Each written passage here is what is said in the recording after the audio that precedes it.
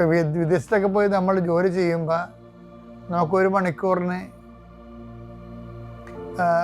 ചിലപ്പോൾ $10 വല്ലതൊക്കെ ആണെന്നുണ്ടെങ്കിൽ ആ ഡോളർ ഇവിടെ വരുമ്പോൾ 10,000 രൂപയായിട്ട് മാറും ഒരു മണിക്കൂറിന്. അത് മനസ്സിലായത്.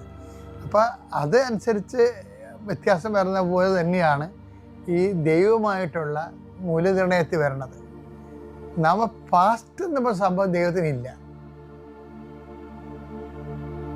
അതുകൊണ്ട് തന്നെ ദൈവത്തിന് ഫ്യൂച്ചറും ഇല്ല, എവർ പ്രസൻറ്റാണ് ഉള്ളത്. എവർ പ്രസൻറ്റ് ഉള്ളത് കാരണം ഇപ്പം നമ്മൾ കഴിഞ്ഞ കാലങ്ങളിൽ നമുക്ക് ഒരു ചെറിയ ദൈവത്തെ വേണ്ട വിധം മനസ്സിലാകാഞ്ഞത് കൊണ്ടോ വിശ്വാസത്തിൽ ആഴപ്പെടാഞ്ഞ കൊണ്ടോ സാക്ഷി ജീവിതത്തിൽ ചില സമയത്ത് പരിക്കുകളുണ്ടാകും. പരിക്കുകളല്ല, വീക്ക് ടൈം ഉണ്ടാകും. നമുക്കിത് റെക്ടിഫൈ ചെയ്യാൻ പറ്റും. എങ്ങനെ റെക്ടിഫൈ ചെയ്യാൻ പറ്റും, അതെങ്ങനെ പരിഹരിക്കാൻ പറ്റും? അതിനാണ് നമ്മൾ റീവാലുവേഷൻ ഓഫ് ഫെയ്ത്ത് എന്ന് പറയുന്നത്.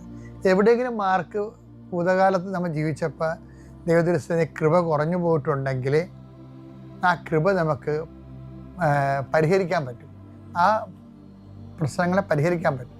അതിന് നമ്മൾ ചെയ്യേണ്ട ഒരു കാര്യം എന്ന് പറയുന്നത്, ഈ വേഗുല കാലങ്ങളില്ലേ, നമുക്കറിയാമല്ലോ ക്രിസ്ത്യാനിറ്റിയിൽ എപ്പോഴും വരുമ്പോൾ ഈ കുരിശ് കൃപയാക്കുന്ന പ്രോസസ്സാണ് എൻ്റെ അടുത്ത് ഉള്ളത്.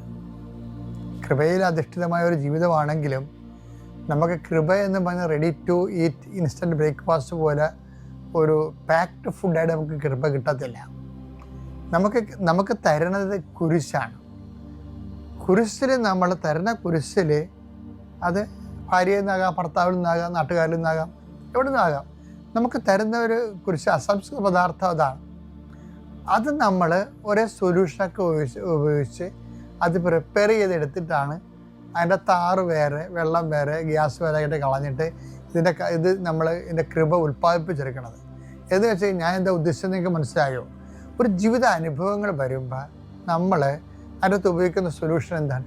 Faith, hope, charity and submission, dedication.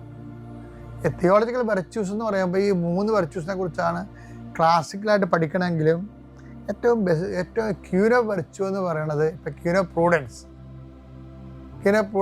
Queen of virtue prudence ആണെന്ന് പറയുമ്പോഴും ശരിക്കും പറഞ്ഞാൽ ക്യൂൻ ഓഫ് വെർച്യൂ എന്ന് പറയണത് അതിൻ്റെ കിങ്ങാണ്. ക്യൂൻ ഓഫ് വെർച്യൂ പ്രൂഡൻസ് ഇപ്പം അത് തിരുത്താൻ പോകണ്ടേ, കാരണം ദൈവശാസ്ത്രപരമായ ഒരു ഡെവലപ്മെൻറ്റ്സ് ആണത്. പക്ഷെ അതായത് കിങ് ഓഫ് അല്ലെങ്കിൽ ഈ എംപറർ ഓഫ്